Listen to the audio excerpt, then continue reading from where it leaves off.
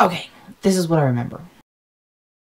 I remember the orientation where this really cheery old guy was telling me all these really scary things, but with the smiliest face. Like, he'd look at you and he'd say, well, you know, there's a possibility that, you know, you might have a nerve clipped and you won't be able to control the saliva coming out of your lower lip for the rest of your life. I believe these are all just things that he was legally obligated to say, not like actual, you know, possibilities. I remember of the actual surgery part, going into the place, not an actual hospital, but sort of a clinic place. I don't know what it's called. It's like, I would call it a surgery, but I'm American. So I remember sitting down on a bed.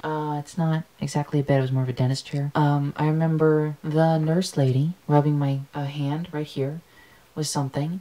Well, I went like this. I seemed to upset her a little bit because she was like, I'm not trying to be mean or anything. I just said something along the lines of, I just don't want to see you put the needle in. And she was like, oh, you might want to look away then. Right about now. And so I look away and I could feel it going in.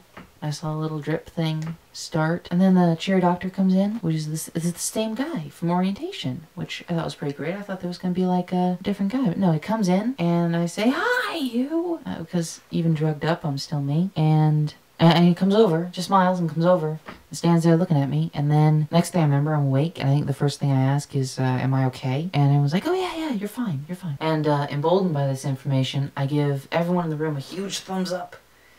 And I try and roll off the bed.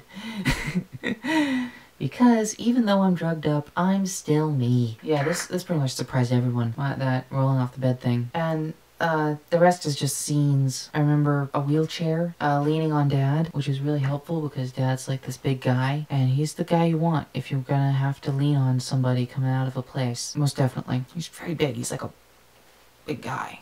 I remember being forced to stay awake in the car, which didn't make any sense to me at the time, but now I know it's so I don't swallow little gauze things that were in my mouth. I remember trying to puke, but there not being any food in me, because at the orientation they said, no any food in yourself, or any water, or anything.